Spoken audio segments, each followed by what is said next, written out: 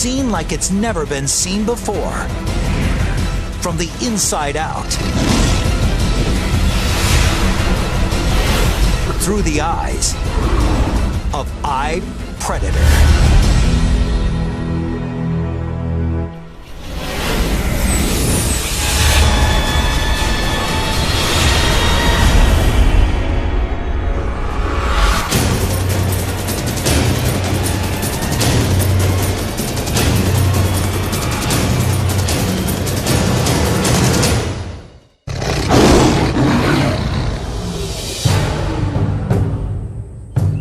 It's mid-September in East Africa, the dry season. These 12 adult lions and 6 cubs live together in a pride, an extended family that stays and hunts together for life.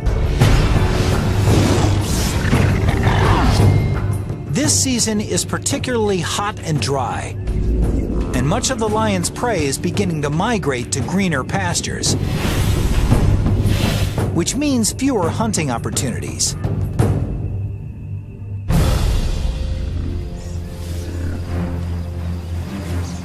Each lion needs over 5 kilograms of meat a day,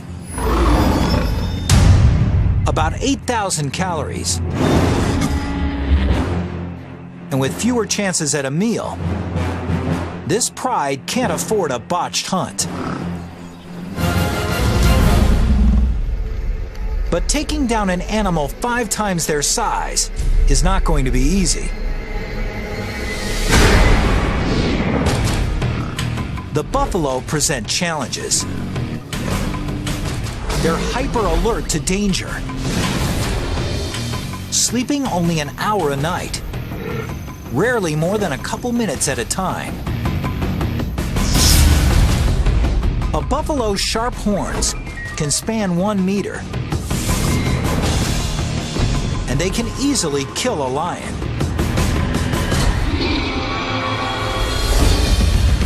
And buffalo protect their own.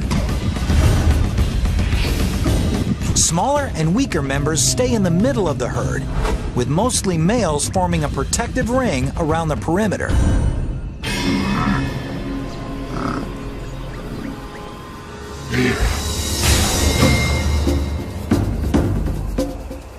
So in order to succeed against buffalo or other prey, a lion needs to employ teamwork and strategy. A lioness can catch a buffalo, but they can't bring it down by themselves. On the other side, a lioness could certainly eat a gazelle, but it can't catch a gazelle. It's not fast enough. So he's got this really tough. You need friends. You need friends. If these lions are going to share a meal of buffalo, each of them has to play its position well. Some are faster. They're able to run down the animal quicker. Some have the power, and they're a better animal for grabbing the muzzle of an animal or taking him down. Certain lions will find that they're more apt for doing certain challenges.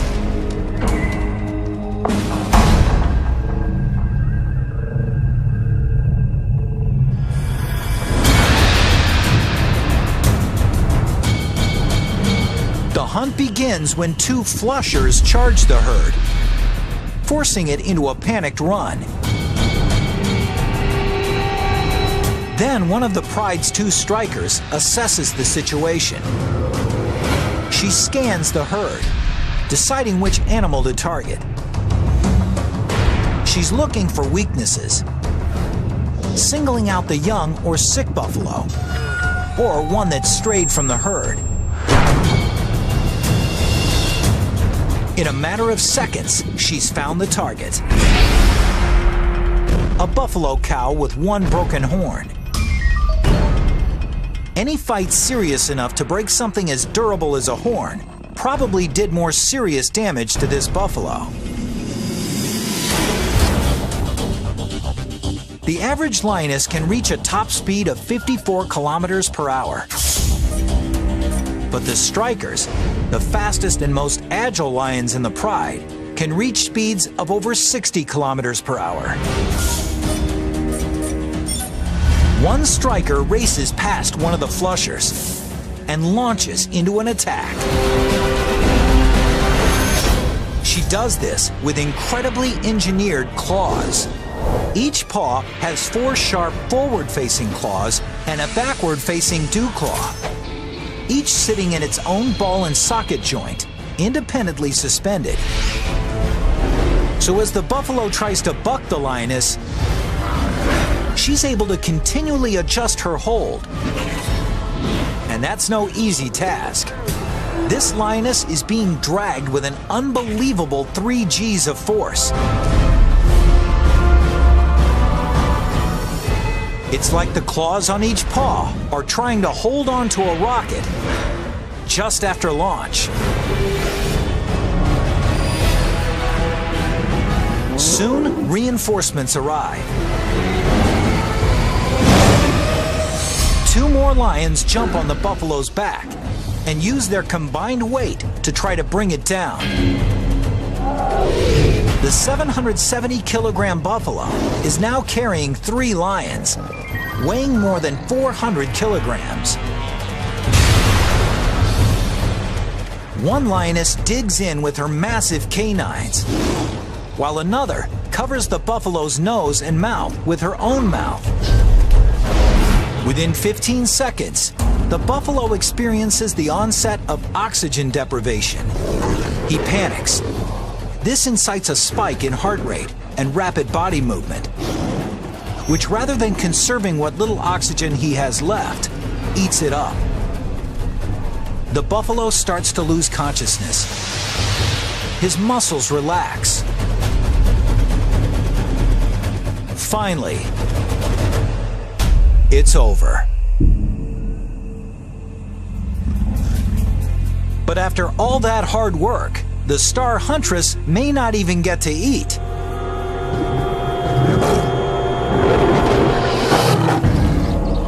That is, until the reigning male lets her. He'll eat almost 20 kilograms of buffalo before the females get a bite.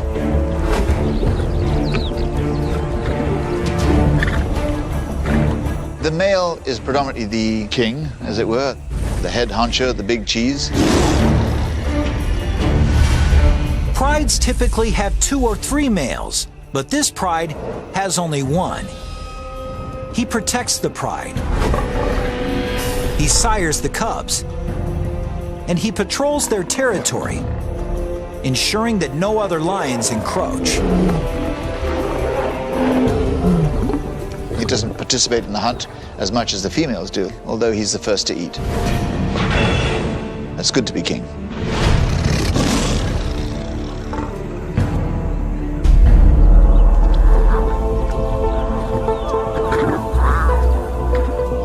It was a particularly good kill. The 450 kilograms of meat will net the pride 700,000 calories, enough to sustain them for nearly a week. The pride eats.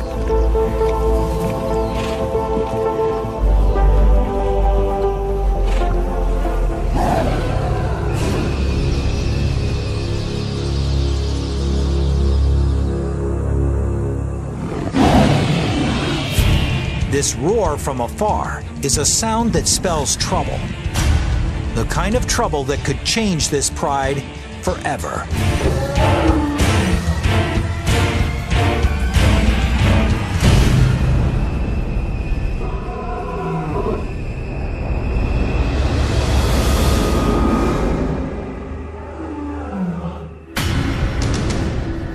An intruder is approaching. But he's not interested in stealing their buffalo carcass. He's come to challenge the resident male and take over the pride.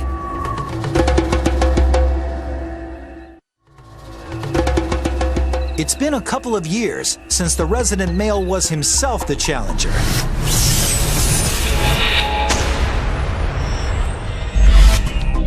Like most males, his mane started to grow, and he reached sexual maturity at the age of 2. He was then thrown out of the pride he was born into.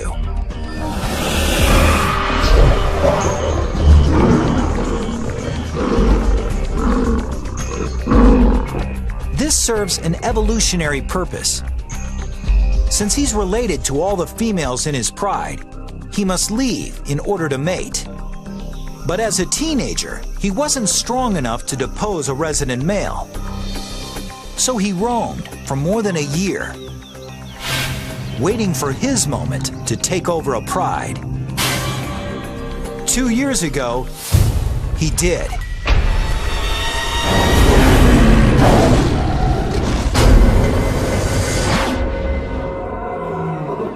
Now, from the sound of the distant roar, the shoe is on the other foot. Personally, I've heard of lions roaring from 6 miles away.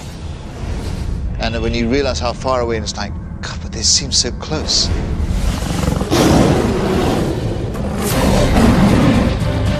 A lion's roar isn't just heard, it's felt. It begins when muscles between his ribs work like bellows, pushing air at 80 kilometers per hour over massive vocal folds, causing them to vibrate. But what gives the roar its power is the speaker cabinet between the roof of the mouth and the back of the throat.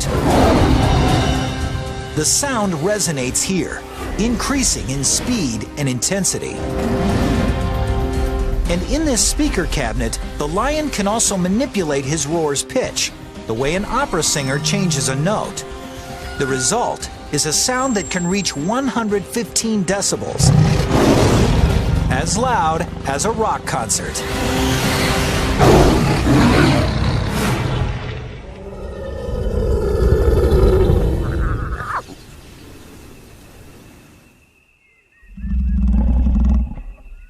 Another roar comes, from much closer this time.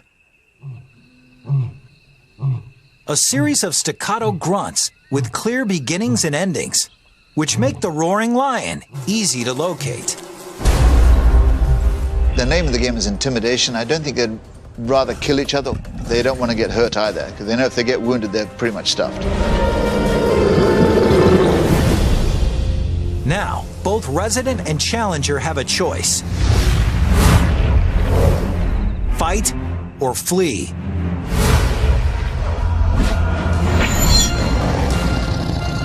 But it's no longer that simple. Suddenly, he sees that he's not just facing one lion, but two.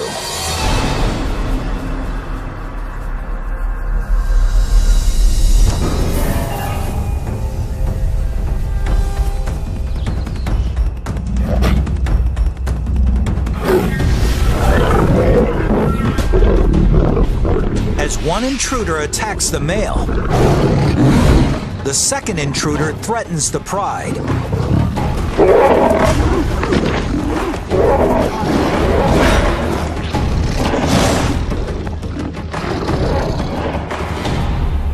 The resident male injures his paw and finally falls on his back in a gesture of submission.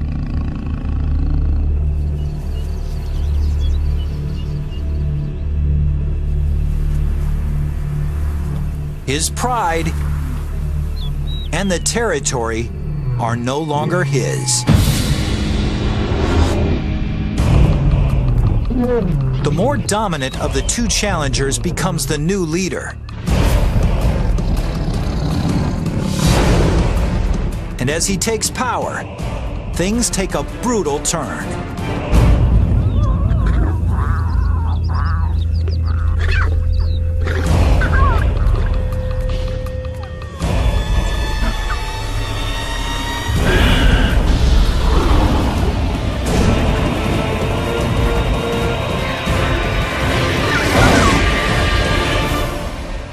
He kills all the cubs.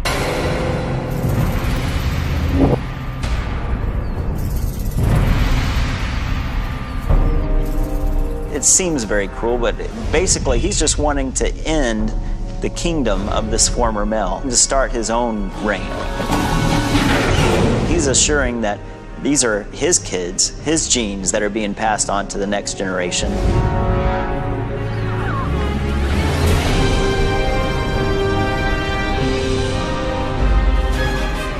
If the new leader can stay with the pride long enough for his cubs to reach adulthood, his genetic line will continue.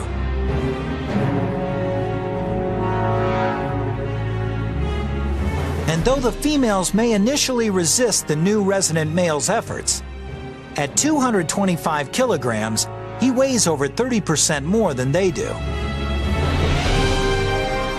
But killing the cubs also serves another purpose. It will actually put the lionesses into heat.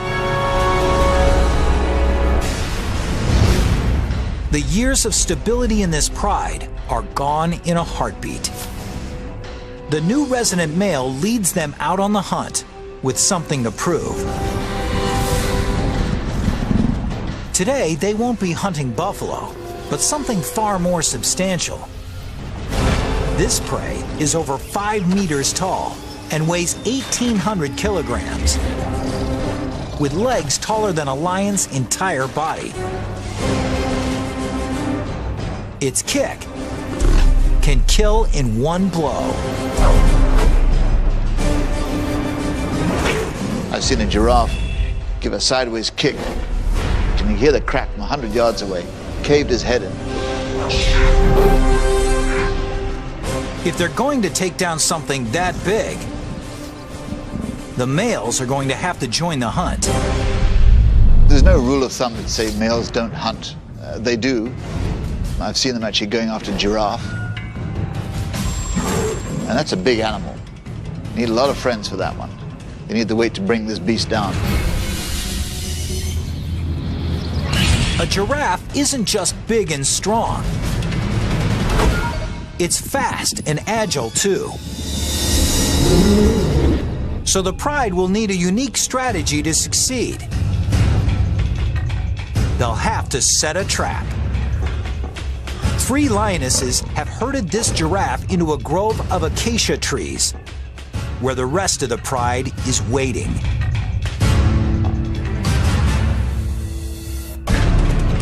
The giraffe is surrounded on 3 sides by the trees, and the lions are sealing off the 4th side. With nowhere to go, the giraffe begins to panic.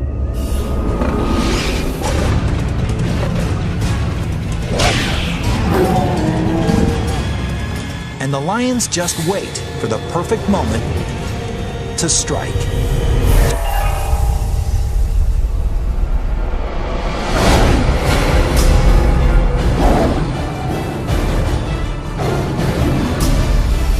Even with an entire pride on him,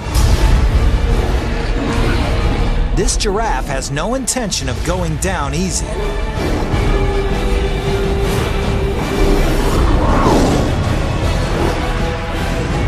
And it takes nearly an hour to kill it.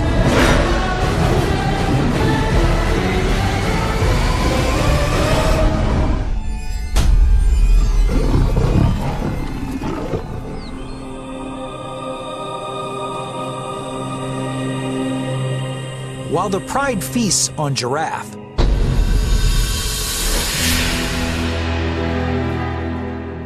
less than 2 kilometers away, the ousted male wanders alone on the savanna, getting hungrier.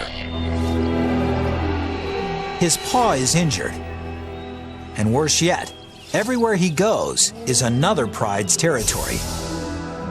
There could be 3 or 4 prides setting up territory within this 10 to 20 mile radius. And the only chance that he has at that point is just to try to stay undercover, make as little noise as possible, and just keep running until you get out of that pride's territory. He's used to being stealthy to stalk his prey, but now he must keep a low profile to avoid being preyed upon. 4 days ago, he took in almost 30,000 calories, but expending more than 10,000 calories a day, he's got little left in the reserve. In the blink of an eye, everything about his life has changed. Getting hungrier, he's reduced to prowling like a hyena. Meanwhile, his former pride takes its time with such a huge meal. The more than 1 million calories could sustain them for 10 days. If only they could eat the entire giraffe in one meal. Lions will eat 40 pounds of meat and just gorge themselves. They'll go wander off and get a drink of water from the nearest watering hole and then crash out for the next 18 hours.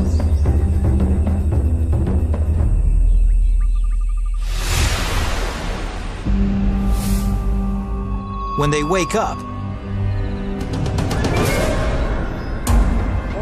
hyenas have taken the carcass and had a feast of their own.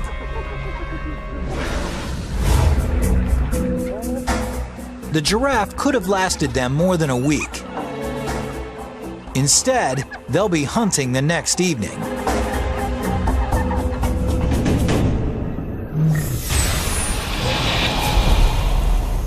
When the sun is down, it's cooler on the savannah. But it's not comfort driving lions to hunt at night. It's strategy.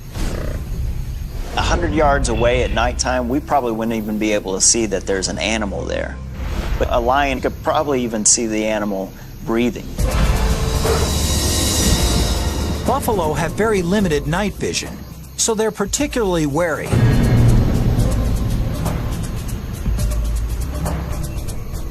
One buffalo, however, wanders away from the herd.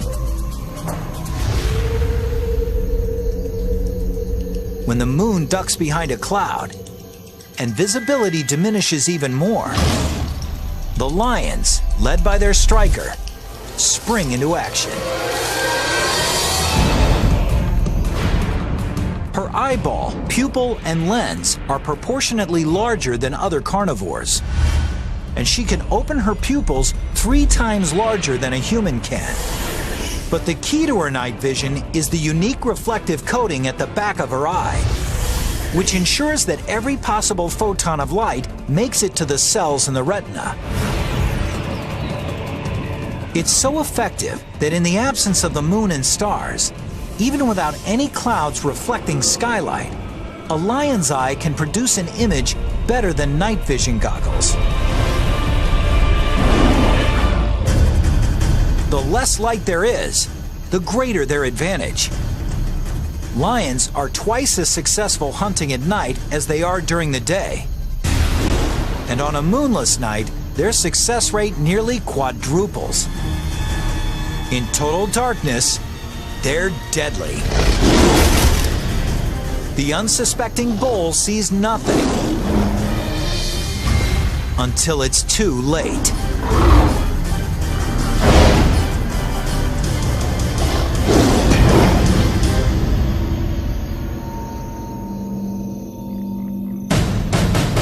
"20 kilometers away, their former leader still struggles to face the brutal reality of life without the pride.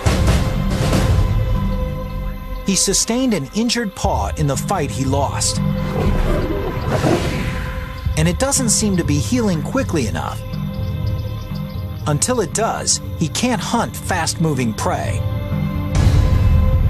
So he's been without food for 7 days. His body is beginning to break down muscle for energy, which means he's getting weaker. Luckily, though, his eyes are still good. He spots something in the distance, a sleeping hyena. His hunger spikes as he stealthily approaches to within striking distance.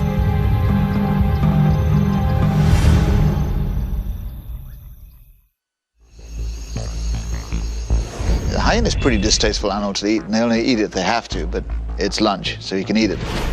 That'll sustain him for another week. Hyenas can be light sleepers, so this lion must walk in deadly silence.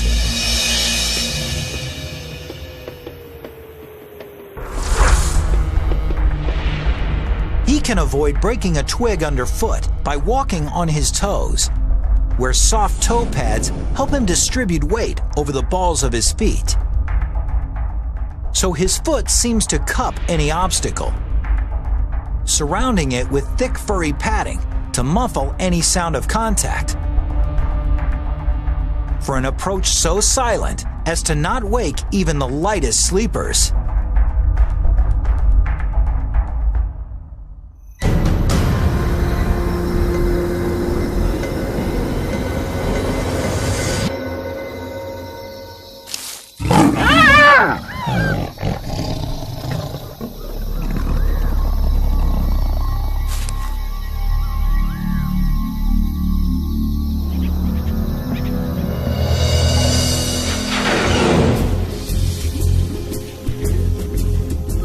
The 40 kilograms of lean meat nets him about 60,000 calories. It's not a tasty meal, but he'll sleep with a full belly.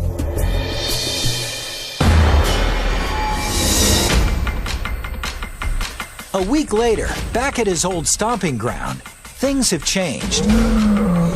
The dry season is in full swing, and the buffalo have moved on to greener pastures. So, out of necessity, his old pride has been looking to other less desirable prey.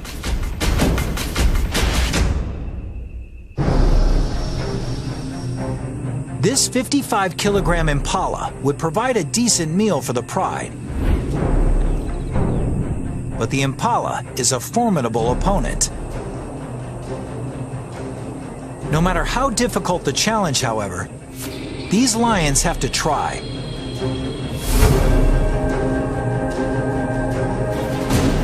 Because if they don't kill at every opportunity, they risk sending themselves down an irreversible path towards starvation.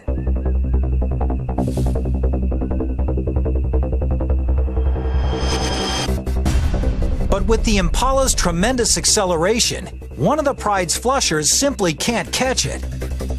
A second flusher can't either. But just when it looks like the impala will escape, the pride's fastest lion, one of its strikers, springs perfectly right at the impala's neck.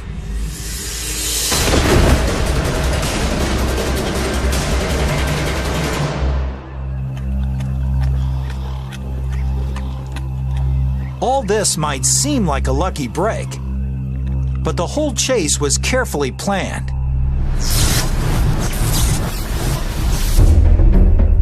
The first lioness's goal isn't to catch the impala, but to direct its course.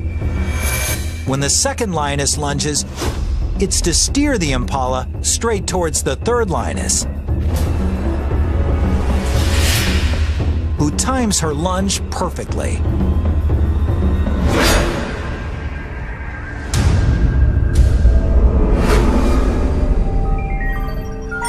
Each lioness nets about 4,200 calories.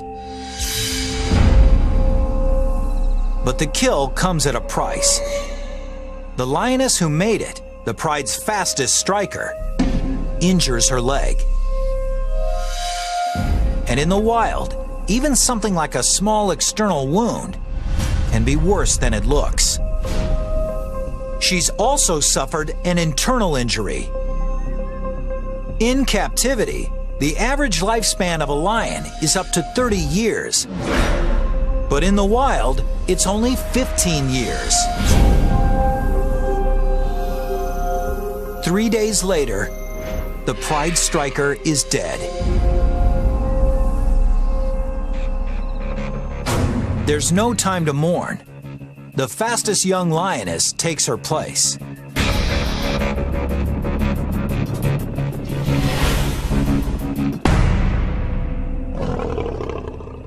But for this pride's former leader, playing alone in a team sport, there's no such backup. He's only got himself. He may survive for a while, eating scraps or picking up whatever he can. It's been 2 weeks since the old lion was thrown out of the pride he ruled for 2 years. Since then, things have gone from bad to worse. In his heyday, the lionesses in his pride provided him with virtually all the meat he could eat. Without their help, now at a deficit of more than 50,000 calories, he's lost more than 6 kilograms. His body is feeding on itself.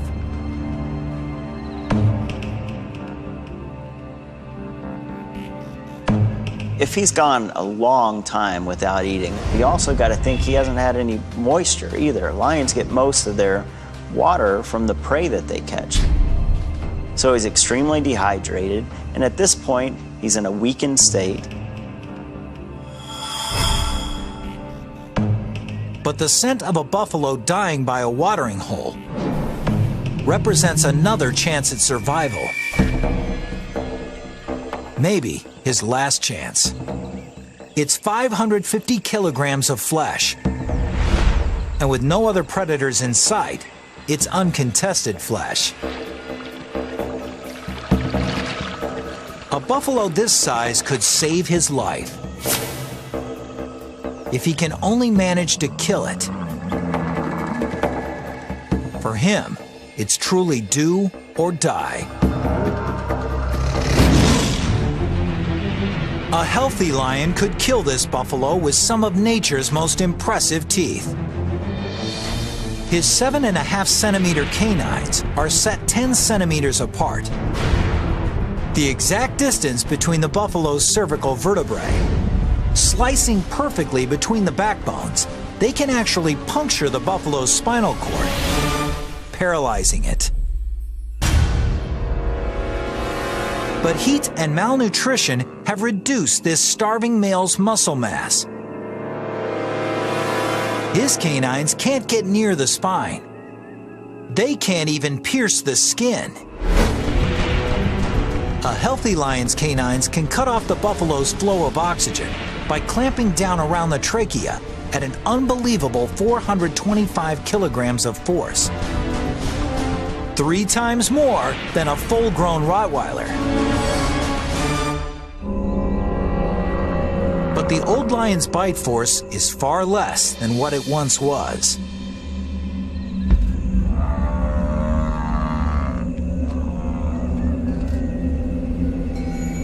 Here's your line. The line o' death, we'll call it. Above here is an animal that can feed itself and hunt. When they get past this line, whether it be disease, thirst, or hunger, he gets too weak. If he cannot chase food and catch it, he's a goner. Every effort he makes to suffocate the buffalo fails. Finally, the old lion gives up.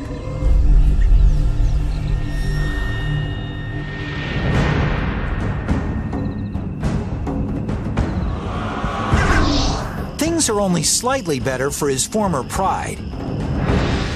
In the last week, they've taken only 2 antelope and a wildebeest calf.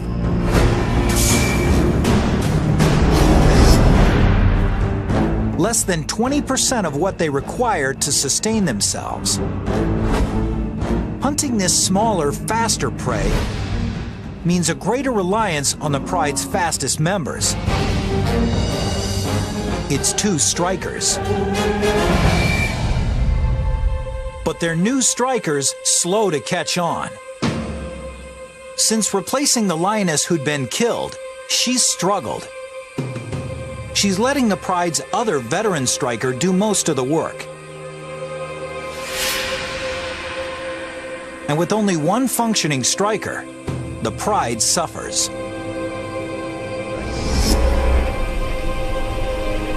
When they come upon a herd of small, fast-moving Thompson's gazelle, the rookie striker just watches as the veteran makes a dash for it.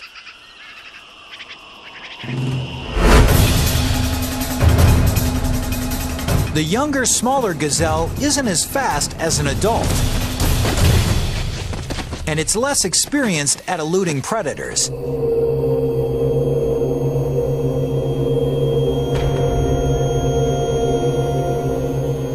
The catch is small. After the pride's 2 males eat half, there's less than 1 kilogram of meat, or barely 1,000 calories for each of the lionesses. They're not just hungry, they're malnourished.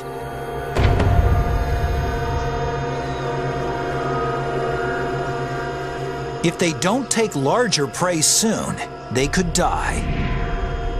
And once lionesses begin to die of starvation, it's not long before the entire pride is lost.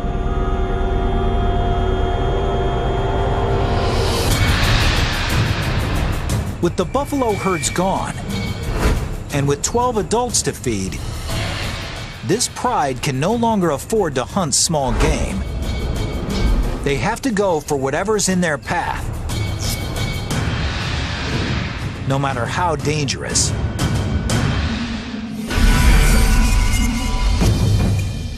At 320 kilograms, a zebra is more than 15 times the size of the gazelle the pride last shared.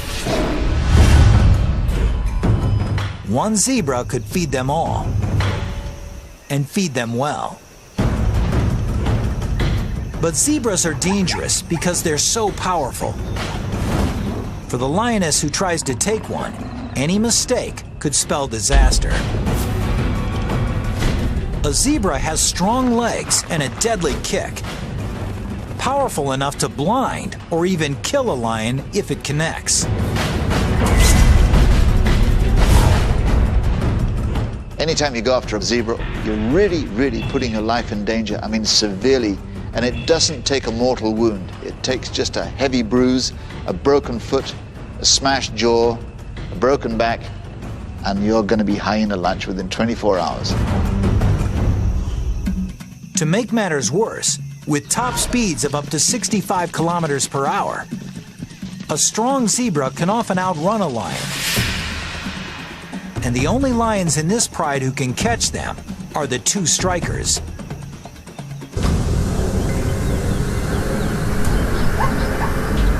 They hold, while one of the pride's flushers disperses the herd.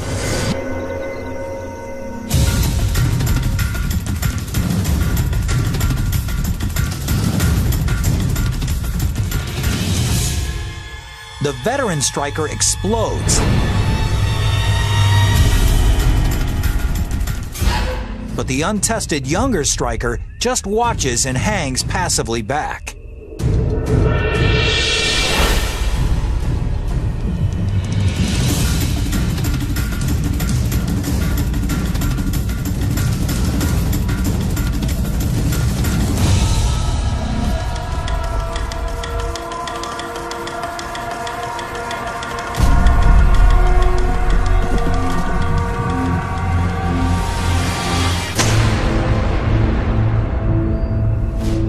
Why was this attack unsuccessful? It turns out that one of the biggest problems catching a zebra is seeing a zebra.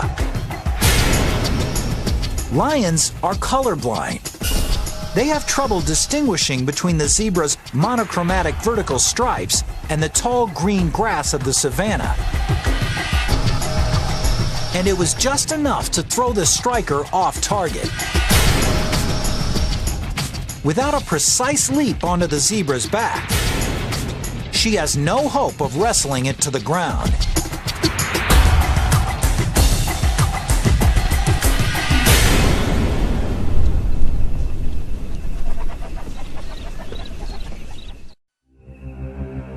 This spells disaster for the pride. If their number 1 striker can't take a zebra, it's highly unlikely the rookie can.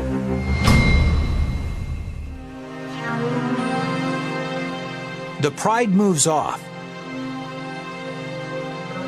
but the rookie stays right where she is.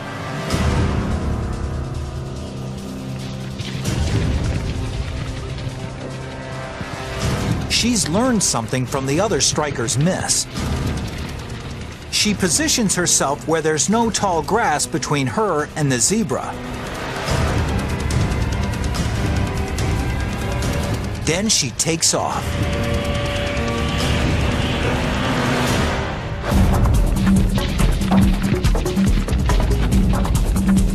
But if she's going to take this zebra down, she'll need a perfect leap and a perfect landing. A lioness is capable of leaping 10 meters. But to do so, all aspects of her anatomy need to work in perfect harmony. First, she'll need to be at the peak of her stride.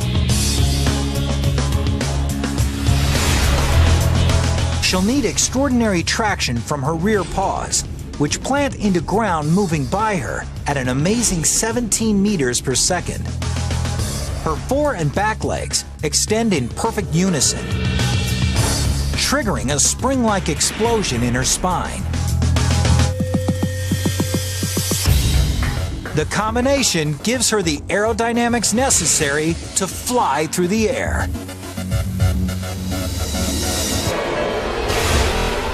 She latches onto her prey,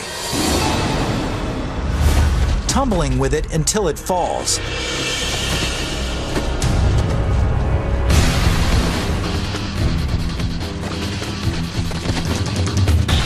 Each claw independently adjusts to the zebra's movements as it struggles. Finally, she clamps her jaws around the zebra's neck, squeezing at 425 kilograms of force and cutting off the zebra's flow of oxygen.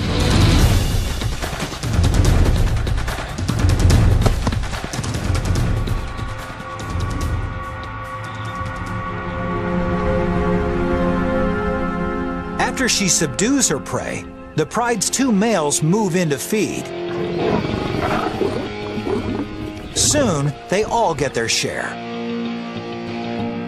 It took a week for the rookie to step into her role as one of their two strikers, but when the chips were down, she saved the pride. They all gorge on the 320-kilogram zebra until each of its members can hardly move.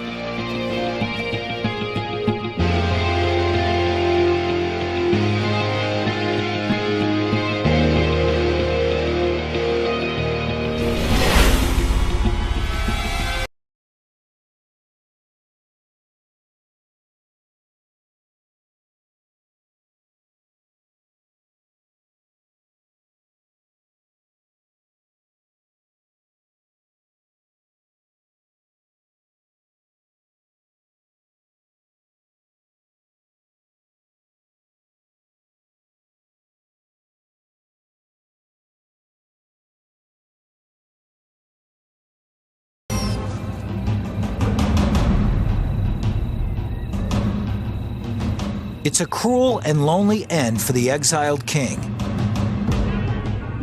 But it's the same fate suffered by the male he deposed, as well as what awaits the males who deposed him, too.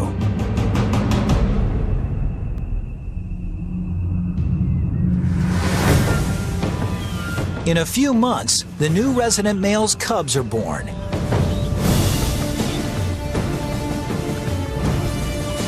Someday, if they're lucky, they'll grow up to lead prides of their own. Just like someday they'll be challenged by younger males for those prides.